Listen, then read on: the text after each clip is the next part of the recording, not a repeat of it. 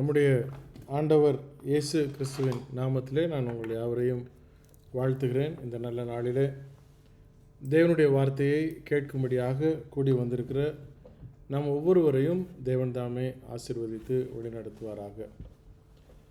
இந்த வருஷத்தில் இயேசு கிறிஸ்துவின் அடிச்சுவடுகள் என்ற தலைப்பை நாம் துவங்கி ஒவ்வொரு சனிக்கிழமையும் ஒரு தலைப்பின் கீழே பார்த்து வருகிறோம்.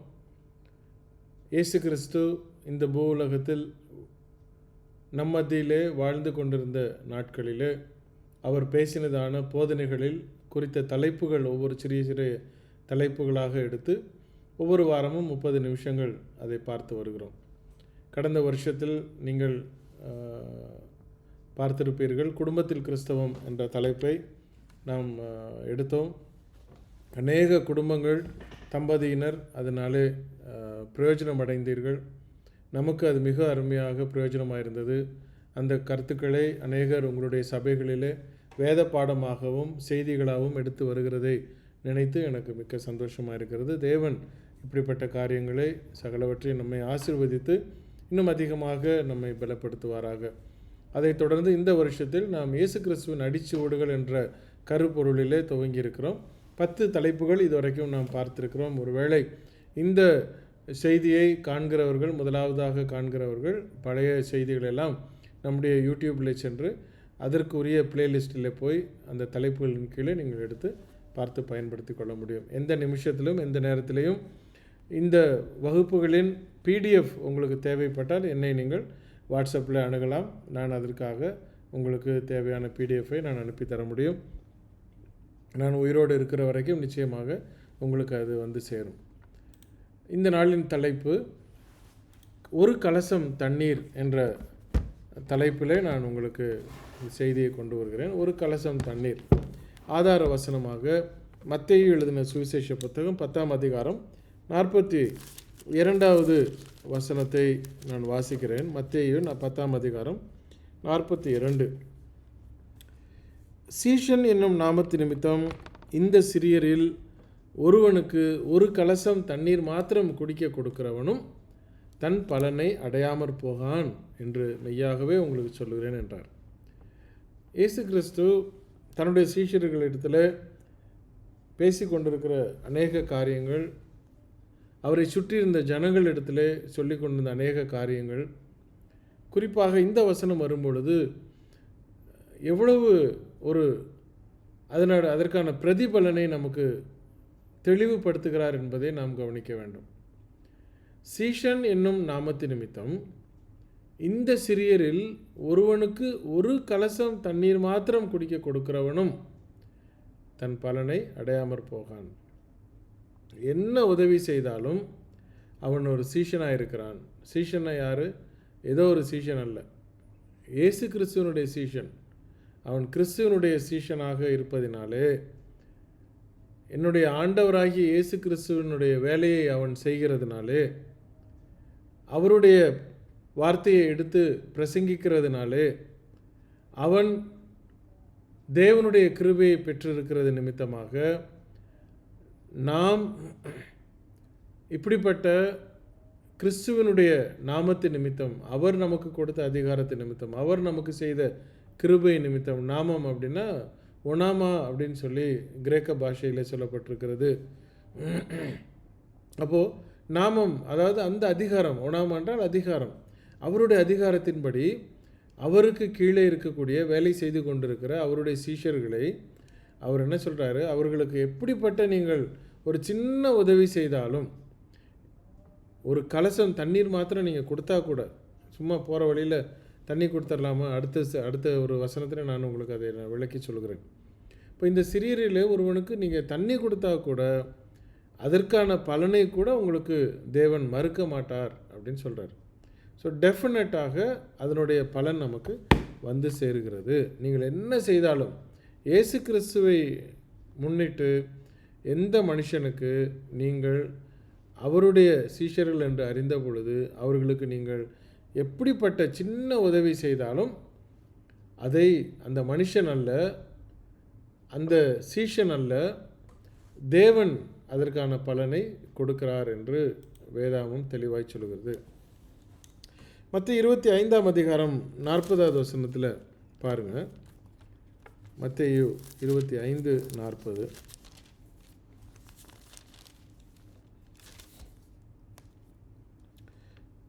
அதற்கு ராஜா பிரதியுத்தரமாக, மிகவும் சிறியவராகிய என் சகோதரரான இவர்களில் ஒருவனுக்கு நீங்கள் எதை செய்தீர்களோ அதை எனக்கே செய்தீர்கள். ஒரு ஊமை அந்த இடத்துல சொல்லிட்டு வர்றார். அதற்கு ராஜா பிரதியுத்தரமாக, மிகவும் சிறியவராகிய என் சகோதரரான இவர்களில். இயேசு கிறிஸ்து நம்ம எல்லாம் என்னென்னு அழைக்கிறார்னா சகோதரர்கள் என்று அழைக்கிறார். அதனால தான் இயேசுவை நம்ம ஏசப்பா அப்படின்னு சொல்கிறதில்ல. ஏன் அப்படின்னா, நமக்கு பிதாவானவர் அவருடைய பிதா என்னுடைய பிதா, அவருடைய பிதா நம்முடைய பிதா. அவர் சொல்கிறார், உங்களுடைய பிதாவினிடத்திற்கும் என்னுடைய பிதாவினிடத்திற்கும் நான் ஏறி போகிறேன் அப்படிங்கிறார். அப்போ அவரை நம்ம ஏசப்பா அப்படின்னு நம்ம கூப்பிடுறது தவறு. வேதாகமத்தின்படி அப்படி இல்லை. நாம் நம்முடைய சகோதரன், மூத்த சகோதரன் இயேசு கிறிஸ்து, அவருடைய பிதாவானவர் நம்முடைய பிதாவாக அவர் இருக்கிறார். எப்படி? இயேசு கிறிஸ்து சிலுவையில் அறைந்தது நிமித்தமாய், சிலுவையில் அறையப்பட்டது நிமித்தமாய் அவர் நமக்காக அடிக்கப்பட்டு மரித்து அடக்கம் பண்ணப்பட்டு உயிர் தெழுந்து அவ்வளோ பெரிய பாவ நிவாரணத்தை ஏற்படுத்தி கொடுத்த அந்த மகா பெரிதான ரட்சிப்பை சத்தியத்தின்படி நாம் எப்பொழுது சுதந்திரித்து கொள்கிறோமோ அந்த க்ஷணத்தில் இருந்து நாம் பிதாவினுடைய பிள்ளைகளாக, நம்மை சுவிகார புத்திரராக அவர் தெரிந்தெடுத்து கொள்கிறார். யோவான் 1:12 நீங்கள் அதை பார்க்க முடிகிறது. அப்பேற்பட்ட ஒரு பாக்கியத்தை நமக்கு அவர் கொடுக்கிறார் இல்லையா? அப்போது அவருடைய சகோதரர்களாக நாம் இருக்கிறோம். இயேசு கிறிஸ்துனுடைய சகோதரர்களாய் நாம் இருக்கிறோம். சகோதரர்களாய் சகோதரிகளாய் நாம் இருக்கிறோம். அப்போ அவர் என்ன சொல்கிறாரு? மிகவும் சிறியவராகிய, சிறியவர்னா சின்னவங்க, சின்ன குழந்தைங்க, பிள்ளைகளை பற்றி சொல்லவில்லை. சமுதாயத்தில், அந்தஸ்தில், பொருளாதாரத்தில் இயேசு கிறிஸ்துனுடைய ஊழியர்களாக இருக்கிறவர்கள், அவர்கள் தே ஆர் ஸோ தாழ்ந்து உள்ளவர்கள், தாழ்மையாக இருக்கிறவர்கள். சிறியவர் என்று அந்த பதம் நமக்கு வெளிப்படுத்துகிறது. இப்போ நம்ம பார்க்குறதெல்லாம் எல்லாம் தங்கத்தில் பிளேன் வச்சுக்கிட்டு, தங்கத்தில் தட்டு வச்சு சாப்பிட்டு, ஒரு மாளிகையையும் பெரிய பெரிய பங்களாவும் கட்டி பயங்கர கோடீஸ்வரர்களாக இருக்கக்கூடிய காரியத்தை நான் சொல்லலை. தேவனுடைய ஊழியக்காரர்கள் சிறியவராக இருந்தாலும், அந்த வார்த்தையை நல்லா கவனிச்சுக்கோங்க, சிறியவராக இருந்தாலும், அதாவது அவர்கள் மதிக்கப்படத்தக்க ஒரு சமுதாயத்திலே உங்களுடைய பார்வையிலே அவர்கள் இல்லாவிட்டாலும், யோவானை நினச்சி பாருங்கள். யோவான் ஸ்நானன் எப்படி இருந்தார்? ஒட்டக அந்த தோலை உடுத்தி கொண்டு வெட்டுக்கிளியை பிடிச்சி சாப்பிட்டுட்டு, தேனை பிடிச்சி சாப்பிட்டுட்டு, ஒரு காட்டு மிராண்டி மாதிரி தான் ஒரு பார்வையில் இருந்திருப்பார். ஆனால் அவர் இங்கே பேசுகிறத அரண்மனையில் ராஜாவுக்கு கேட்டிருக்கு. இங்கே பேசுகிறது, இங்கே சொல்கிற செய்தி அரண்மனையில் ராஜாவினுடைய காதுகளில் போய் விழுகிறது. ராஜாவினுடைய வாழ்க்கையிலே ஒரு கேள்விக்குறியாக இந்த யோவான் ஸ்நானன் இருக்கிறார். அதனால தான் அவர் வச்சுக்கிட்டு இருந்த தன்னுடைய அந்த கூட சேர்த்து லிவிங் டுகெதர்னு சொல்கிறாங்க இல்லையா, அந்த மாதிரி வாழ்ந்துக்கிட்டு இருந்த ஒரு பட்டத்து ராணி இல்லை, அப்போ அது மாதிரி இருந்த அந்த அம்மா தன்னுடைய மகள் டான்ஸ் ஆட வச்சு, அந்த நேரம் ராஜா சந்தோஷமாக இருக்க இந்த மனுஷன் வாய் திறந்து கொடுக்குறார். உனக்கு என்ன வேணுமோ கேளு, நீ ராஜ்யத்தில் பாதி கேட்டாலும் தந்துடுவேன்னு பயங்கர சந்தோஷமாக சொன்ன உடனே அந்த அம்மா நைஸாக, என் வாழ்க்கையை நீ கெடுத்தவனாச்சு, நான் ராஜாவை கல்யாணம் பண்ணிக்கலாம், நான் ராணி ஆயிரலாம் நினச்சிக்கிட்டு இருக்கிறது நீ கெடுத்து போடுறியா, விபச்சாரம்னு நீ கண்டிக்கிறியான்னு சொல்லி அந்த அம்மா என்ன பண்ணாங்க, யோவான் ஸ்நானனுடைய தலையை வெட்டி வாங்கி விடுகிறார்கள். அப்போ நினச்சி பாருங்கள், ரொம்ப சிறியவர், தாழ்மையானவர். அவர் கையில் என்ன காசு இருந்தது? ஒரு தடியை வச்சுருந்தார், அவ்வளோதான் அவருடைய சொத்து. அந்த தடி ஒன்று தான் அவருடைய சொத்து. அப்போ மிகவும் சமுதாயத்தில் ஒரு பெரிய பங்களாவோ, பெரிய வீடோ, சம்பாத்தியமோ, மாத சம்பளமோ, அவர் எதாவது வேலைக்கு போகிறாரா? ஒன்றும் கிடையாது. அப்போது எத்தனையோ ஊழியக்காரர்கள் கஷ்டப்பட்டு அவர்கள் முழு நேரத்தையும் ஊழியமே கெதி என்று வேலை தெரியாதவர்களுக்கு, படிப்பு படிப்பு அறிவு, வெளியே போய் ஏதாவது ஒரு வேலையை பார்க்கலாமா, தொழில் அறிவு இருக்குமான்னு இருக்காது. எப்படி வாழ்ந்து கொண்டிருக்கிற அவர்களை பார்த்தாலே மற்ற மனிதர்கள் ஏளனப்படுத்தி வைக்கக்கூடிய அளவில் ஒரு சிறிய அந்த சமுதாயம் அப்படின்னு நான் சொல்கிறேன். அவராக இருந்தாலும் நீங்கள் அவங்களுக்கும் ஒரு தண்ணி எடுத்து கொடுக்குறீங்க அப்படின்னா அதை எனக்கு செய்தீர்கள் அப்படிங்கிறார். அதாவது இயேசு கிறிஸ்துவுக்கு நாம் செய்கிறோமா. இன்னொரு வசனத்தை பாருங்கள். சகரியாவின் புத்தகம் 13ஆம் அதிகாரம் 7வது வசனத்தில் ஒரு காரியம் அந்த இடத்துல கொடுக்கப்படுகிறது. ரொம்ப அழகாக அந்த சிறியவர் மேலே இருக்கக்கூடிய கரிசனையை தேவன் வெளிப்படுத்துகிறார் பாருங்கள். 1102வது பக்கம், சகரியா 13ஆம் அதிகாரம் 7வது வசனம்.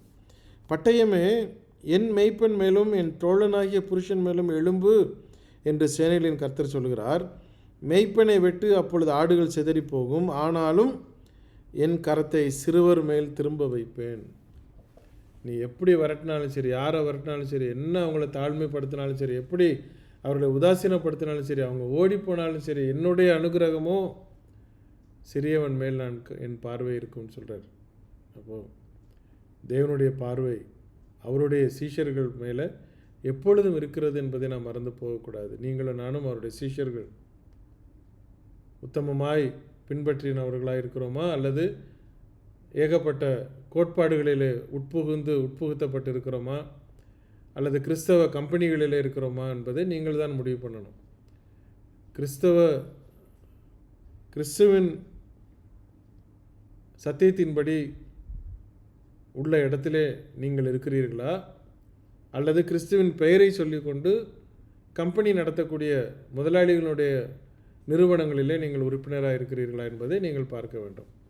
அப்படிப்பட்ட உறுப்பினர்களாக நீங்கள் இருந்தால் அவர் முதலாளி உங்களை பார்ப்பார், நல்லா கவனிச்சுக்குவார், மாத சம்பளம் கொடுப்பார், உங்களை நல்லா சுகமாக சந்தோஷமாக வச்சுக்கிறார். ஆனால் மேலே இருந்து அவர் தொடர்பு வராது. ஏன் அப்படின்னா அவருடைய கட்டளைக்கு கீழ்ப்படிந்திருக்கும் பொழுது தான், அவருடைய ஆளுகையின் கீழே வரும் பொழுது தான் அந்த மேலான பாதுகாப்பை நாம் பெற்றுக்கொள்கிறோம். இல்லைன்னா சம்பாதிச்சுக்கிட்டே இருப்பாங்க, வந்துக்கிட்டே இருக்கும், திடீர்னு ஒரு நாள் மொத்தமாக காலி ஆயிரும்.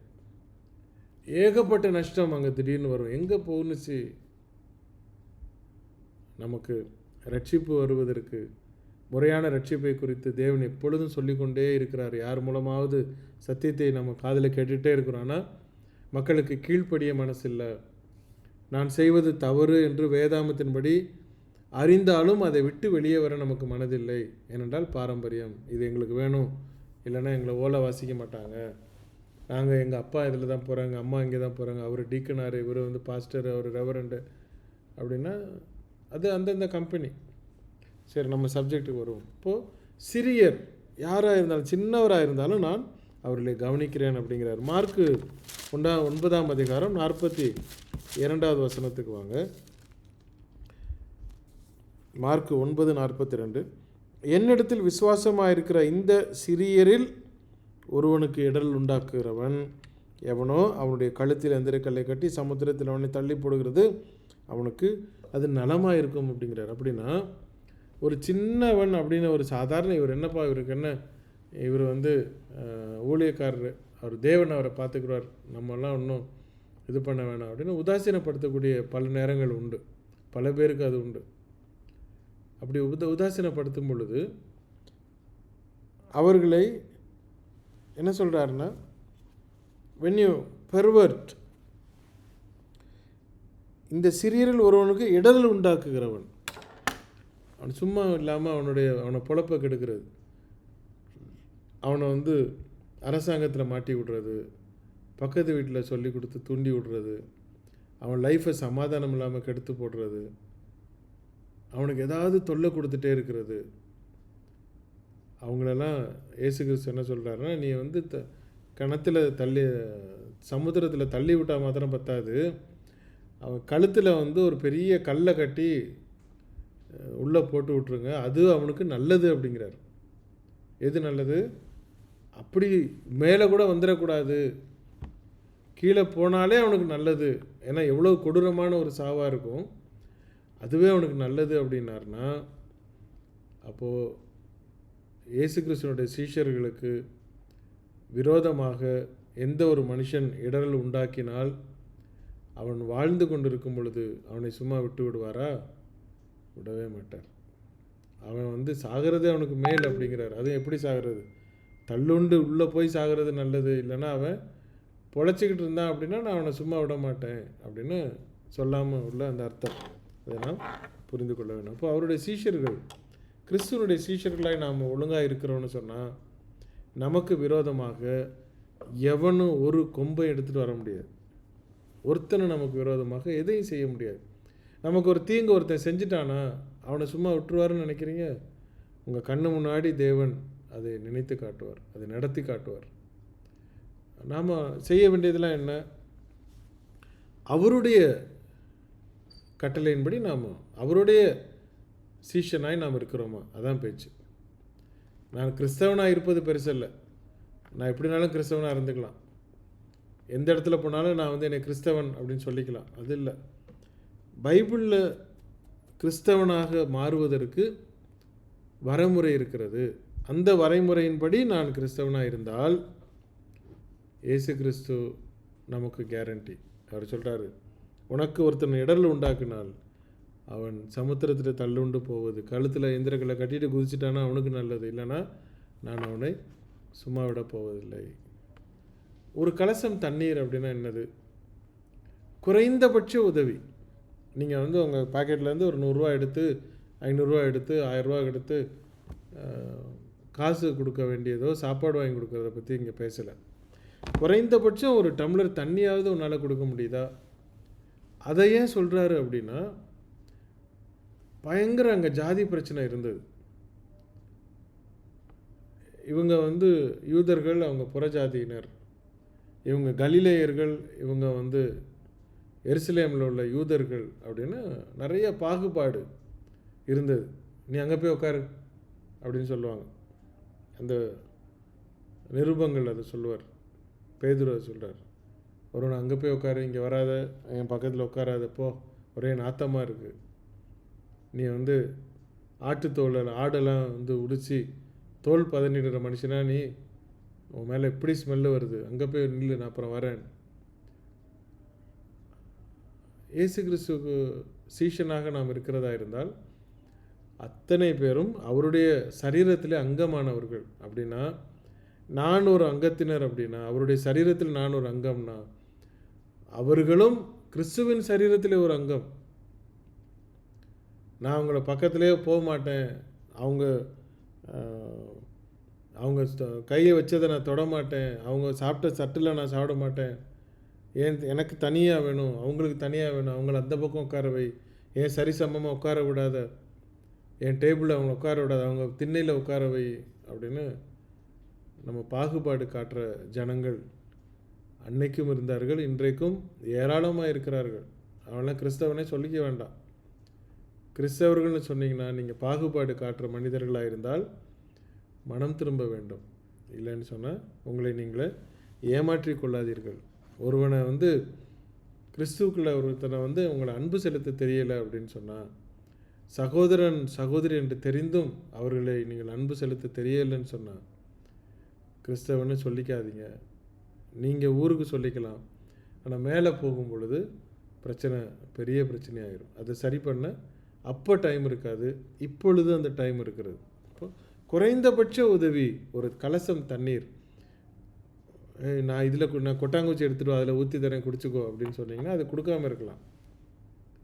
இந்த ஒரு கலசம் தண்ணீர், ஒரு கலசம் கையில் எடுத்து ஒரு டம்ளர் எடுத்து தண்ணி தான் பிரதர் சிஸ்டர் இருந்தாங்க, ஐயா இந்த குடிங்க, கொஞ்சம் இவ்வளோ தூரம் நடந்துட்டு வந்தீங்க, தண்ணி குடிங்க அப்படின்னு ஒரு இதோட கரிசனையோட பரிவோடு அவர்களுக்கு அதை செய்யும் பொழுது, அந்த உதவி சின்ன உதவி செய்தால் கூட தேவன் அதை கவனிக்காமல் விட மாட்டார். அவர் சொல்கிறார், சீஷன் என்னும் நாமத்து நிமித்தம், அதாவது கிறிஸ்துவனுடைய பெயரை வைத்து என்னுடைய சத்தியத்தை அவன் சொல்லி கொண்டிருக்கிறான், என்னுடைய வார்த்தையை சொல்லி கொண்டிருக்கிறான், என்னுடைய ஊழியத்தை அவன் செய்து கொண்டிருக்கிறான், என்னுடைய நாமத்து நிமித்தம் அவன் என்னுடைய சீஷன். அவன் சீஷன் அப்படிங்கிறது யாருடைய அதிகாரம்? என்னுடைய அதிகாரம். ஸோ என்னுடைய நாமத்து நிமித்தம், என்னுடைய பெயர்னாலே அவன் செய்கிறானே, அவன் சீஷனாக வர்றான், அது நிமித்தம் நீ அவனுக்கு செய்ய வேண்டும். அப்படி செய்தால், செய்ய வேண்டும்னு சொல்லலை, செய்தால் அதற்கான பலனை நாம் பெறாமல் விட மாட்டோம் என்று சொல்கிறார்.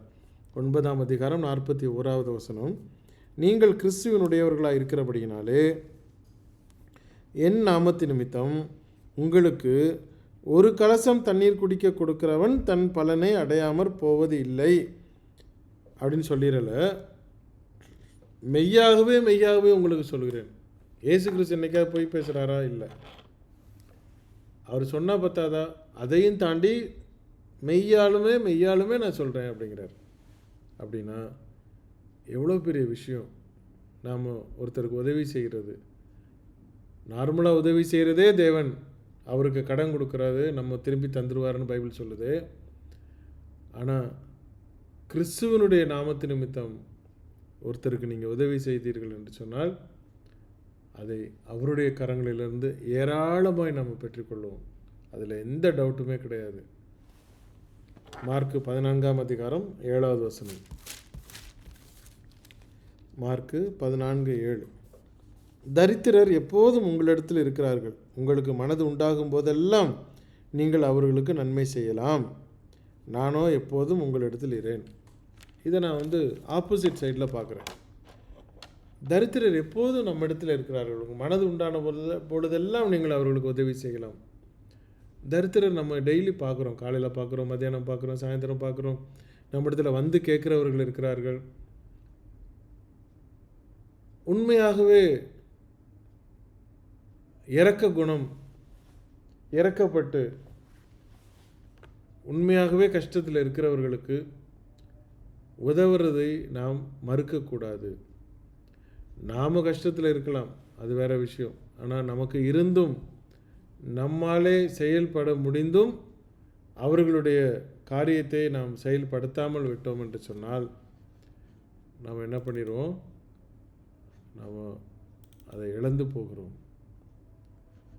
ஸோ கவனமாக அந்த காரியங்களை பயன்படுத்தி கொள்வது அவசியமாக இருக்கிறது. அதற்கான பலன் நிச்சயம் உண்டு என்று சொல்கிறார். 2 கொரிந்தியர் 9வது அதிகாரம் 7வது வசனத்தில் பாருங்கள். 2 கொரிந்தியர் 9வது அதிகாரம் 7வது வசனம். அவனவன் வெசனமாயும் அல்ல, கட்டாயமாயும் அல்ல, தன் மனதில் நியமித்தபடியே கொடுக்க கடவன். உற்சாகமாய் கொடுக்கிறவனிடத்தில் தேவன் பிரியமாயிருக்கிறார். உற்சாகமாக நம்ம கொடுக்கும் பொழுது தேவன் அவனை சந்தோஷமாக பார்க்குறாராம். எனக்காக அவன் செய்கிறான். எவ்வளோ மனம் புன்முறுவலோடு செய்கிறானே அப்படின்னு அவர் சந்தோஷப்படுவாராம். அப்படியே வந்துட்டான், கேட்டுட்டாரு, என்ன பண்ணுறது? கொடுக்கலன்னா தெய்வ குத்தமாயிரும். நம்ம அவர் மனசு நோக வேண்டாம் அப்படின்னு நம்ம கொடுக்குறதில்ல. சந்தோஷமாக எடுத்து கொடுக்கணும். சந்தோஷமாக உதவி செய்கிறோம். அப்படி செய்யும் பொழுது தேவன் அதை கவனிக்கிறார். எபிரேயர் 6ஆம் அதிகாரம் 10வது வசனம். எபிரேயர் 6:10. ஏனென்றால் உங்கள் கிரியையையும் நீங்கள் பரிசுத்தவான்களுக்கு ஊழியம் செய்ததினாலும் செய்து வருகிறதுனாலும் தமது நாமத்திற்காக காண்பித்த அன்புள்ள பிரயாசத்தையும் மறந்து விடுகிறதற்கு தேவன் அநீதி உள்ளவர் அல்லவே. கவனிச்சிங்களா? நீங்கள் செய்கிற உதவிகள், செய்து கொண்டிருக்கிற காரியங்கள், ஏற்கனவே செய்தவைகள், இனி செய்ய போகிறவர்கள் எதா இருந்தாலும் தேவன் அதை மறந்து விட மாட்டாராம். ஏனென்றால் அவர் அநீதி உள்ளவர் அல்லவாம். அவருக்கு தெரியும். நான் ஆக்சுவலாக இந்த வசனத்தை வச்சு கிட்டத்தட்ட ஒரு 10 வருஷத்துக்கு முன்னாடி ஒரு தடவை நான் அனுபவப்பட்டிருக்கிறேன். தேவன் ஒரு நாளும் அநீதி உள்ளவரே கிடையாது. இப்போ 10 வருஷத்துக்கு அப்புறம் நீங்கள் செஞ்ச உதவி செய்யவே இல்லையா நீங்கள் என்னை கேட்கலாம். அப்படி இல்லை. நான் பர்டிகுலராக இதை யோசித்து செய்த ஒரு காரியம் உண்டு. அப்போது நம்முடைய வாழ்க்கையில் நீங்கள் ஒரு தடவை ருசி பார்த்து விட்டீர்கள் என்று சொன்னால் அதனுடைய பலன் தேவனுடைய கரங்களிலிருந்து வரும். நீங்கள் சம்பாதிக்கிற சம்பாத்தியம் உங்கள் கையில் இருக்கிறது உங்களுக்கு ஆசீர்வாதம். நிறைய பேர் சொல்லுவாங்க, பிரதர் என்ன பிரதர் நான் சம்பாதிக்கிறேன், சம்பாதிச்சு வீட்டுக்கு வர்றது தான் தெரியும், 2 நாளில் எல்லாமே போயிடுது, திரும்ப பக்கத்து வீட்டில் போய் நான் கடன் வாங்குகிறேன், எப்படி வருது எப்படி போகுதுன்னே தெரில, நாங்களும் சம்பாதிக்கிறோம், நான் சம்பாதிக்கிறேன், மனைவி சம்பாதிக்கிறேன், பிள்ளை சம்பாதிக்கிறான், ஆனால் காசே சேர மாட்டேங்குது அப்படின்னா காரணம் என்னென்னா இருக்கிற இடம் சரியில்லை. முறையான இடத்துல நாம் இல்லை, முறையான ரட்சிப்பிலே நாம் இல்லை, முறையான சத்தியத்துக்குள்ளே நாம் இல்லை. ஏன்னா தேவன் அதை பொறுப்பெடுக்க மாட்டார். நீங்கள் கஷ்டப்பட்டு கஷ்டப்பட்டு கஷ்டப்பட்டு உழைச்சி உழைச்சி உழைச்சி உழைச்சி கடைசியாக ஒன்றுமே இல்லாமல் போகும். அன்னன்னைக்கு வாழ்ந்துக்கிட்டு தான் இருக்கிறோம், ஒரே பரபரப்பாக வர்றதும் போகிறதும் சம்பாதிக்கிறதும். ஆனால் ஒரு சமாதான நிம்மதி இருக்குதா? இல்லை. ஏன் இல்லை? ஏன்னா தேவன் பாதுகாக்கலை. ஏன் அவர் பாதுகாக்கலை? நீங்கள் அவருடைய இடத்துல இல்லை, நீங்கள் வேற ஒரு நிறுவனத்தில் அவர் பேரை வச்சுக்கிட்டு இருந்தால் அது அவர் பார்த்துக்க போகிறதில்ல. அங்கே பெரிய வித்தியாசம் இருக்குது. நான் அந்த சப்ஜெக்டுக்குள்ளார இதை நான் இப்போவே நான் கொண்டு போக விரும்பலை, இந்த டாப்பிக்குள்ளாரையே நான் நிற்க விரும்புகிறேன். நீதிமொழிகள் 14ஆம் அதிகாரம் 31வது வசனம். தரித்திரனை ஒடுக்குகிறவன் அவனை உண்டாக்கினவரை நிந்திக்கிறான், தரித்திரனுக்கு தயை செய்கிறவனோ அவரை கனம் பண்ணுகிறான். தரித்திரன் எப்பொழுதும் நம்மோடு இருக்கிறார்கள் அப்படின்னு பைபிள் சொல்லுது. நாம் அவர்களை அப்படிப்பட்டவர்களை உதாசீனம் பண்ணினால், நிந்தித்தால், நாம் அவர்களை நிந்திக்கலை, அவர்களை அப்படிப்பட்ட ஒரு இடத்துல இருந்து பார்த்து கொண்டிருக்கிற அவர்களை படைத்த தேவனை நாம் நிந்திக்கிறோம் என்று வேதாகமம் சொல்கிறது. அவர்களை நாம் அனுசரணையாய் அவர்களுக்கு வேண்டிய மரியாதையை கொடுத்து அவர்களுக்கு உரிய காரியங்களை நாம் செய்யும் பொழுது அது தேவன் பார்த்து சந்தோஷப்படுகிறாராம். அதற்கான பலனை நமக்கு தருகிறவர் என்று வேதாகமம் தெளிவாய் சொல்கிறது. அப்போஸ்தலர் 10ஆம் அதிகாரம் 31வது வசனத்தை நான் உங்கள் முன்னதாக எடுத்ததை வாசிக்கிறேன். அப்போஸ்தலர் 10:31. கொர்நேலியுவே, உன் ஜெபம் கேட்கப்பட்டது, உன் தான தர்மங்கள் தேவ சந்நிதியில் நினைத்தருளப்பட்டது. நல்லா கவனிச்சுக்கோங்க. கொர்நேலியு கிறிஸ்தவன் ஆகலை, கொர்நேலியு சத்தியத்தை கேட்கலை, கொர்நேலியுவுக்கு யாரும் பிரசங்கம் பண்ணலை. அவன் ஒரு கடவுள் இருக்கிறாரு அப்படின்னு அவன் நம்பினான். அந்த கடவுளுக்கு நான் உண்மையாக இருக்கணும் அப்படின்னு சொல்லியிருந்தான். அவனுடைய தான தர்மங்களும் அவன் ஏறெடுக்கிற ஒரு கடவுள் அப்படின்னு நினச்சி ஏறெடுக்கிற ஜபங்கள் மேலே போயிருச்சான். ஆல்ரெடி இங்கேருந்து புஷ் பண்ணுறது யாரும் இல்லை, ஆல்ரெடி மேலே போயிருச்சான். அவர் சொல்கிறார், உன் ஜபங்கள் கேட்கப்பட்டது, உன் தான தர்மங்கள் அங்கே வந்து எட்டினது அப்படிங்கிறார். இப்போ நம்ம எவ்வளோ அழகாக அதை அந்த உண்மைத்தன்மையை, வெகுளித்தன்மையை, அந்த சத்தியத்தின் கீழே அதை நாம் செய்யும் பொழுது தேவன் நமக்கு பலன் அளிக்காமல் இருந்து விடுவாரா? அவர் அநீதி உள்ளவர் அல்லவே அப்படின்னு சொல்கிறாரு. கடைசி ஒரு வசனத்தை நான் வாசிக்கிறேன். கலாத்தியர் 5ஆம் அதிகாரம் 6வது வசனம். கிறிஸ்து இயேசுவினிடத்தில் விருத்த சேதனமும் விருத்த சேதனம் இல்லாமையும் ஒன்றுக்கும் உதவாது, அன்பினால் கிரியை செய்கிற விசுவாசமே உதவும். நாம் ஒரு கலசம் தண்ணீர் மாத்திரம் கொடுக்குற அளவுக்கு, அந்த அளவுக்காவது நமக்கு அடிப்படை அன்பு இருக்குதா? அதனால் இப்போ வரவங்க போகிறவங்களுக்குலாம் இங்கே வாங்க அப்படின்னு ஒரு டம்ளர் தண்ணி எடுத்து கொடுத்து அவங்க அனுப்புறதுக்குள்ள உடனே ஆண்டவரே தண்ணி கொடுத்துட்டேன், எனக்கு நாளைக்கு எனக்கு அதுக்கு பலன் கொடுக்கணும், அவர் ஒரு டம்ளர் தண்ணி கொண்டு வந்து கொடுத்துட்டு போயிடுவார், நமக்கு தண்ணி காட்டிடுவார். அப்படி இல்லை. அந்த அடிப்படையான அன்பு, அந்த அன்பில் உங்களுக்கு என்ன மாதிரி செய்ய முடியுமோ அது தண்ணி கொடுத்தா கூட அப்படின்னு சொல்ல வர்றார். அதுதான் அதனுடைய ஒரு கலசம் தண்ணீர் கொடுத்தா கூட அதையும் தேவன் கவனிக்கிறார். நீங்கள் அதுக்காக எல்லாருக்கும் தண்ணி மாத்திரம் கொடுத்துக்கிட்டே இருந்தீங்கன்னா ஒன்றுமே நடக்காது. நமக்கு தண்ணி வந்துக்கிட்டே இருக்கும், தண்ணி காட்டிக்கிட்டே இருப்பாங்க. அப்படி இல்லை. நாம் உத்தமமாய் கிறிஸ்துவனுடைய கூடாரத்திற்குள்ளே அவருடைய கரங்களிலே அவருடைய சத்தியத்தின்படி நாம் வாழ்ந்து அவருடைய பெயரை நிமித்தமாக உள்ள சீஷர்களிடத்தில் நாம் நம்முடைய அன்பை தரித்திரர்கள் யாராக இருந்தாலும் அவர்களுக்கு நாம் அதை நிறைவேற்றும் பொழுது அந்த பலனை தேவன் நமக்கு தருகிறவர் என்பதில் எந்த சந்தேகமும் இல்லை. மீண்டும் அடுத்த சனிக்கிழமை ஒரு புதிய தலைப்பில் நான் உங்களை சந்திக்கிறேன். தேவன் தாமே நம்மை ஆசீர்வதிப்பாராக. ஆமேன்.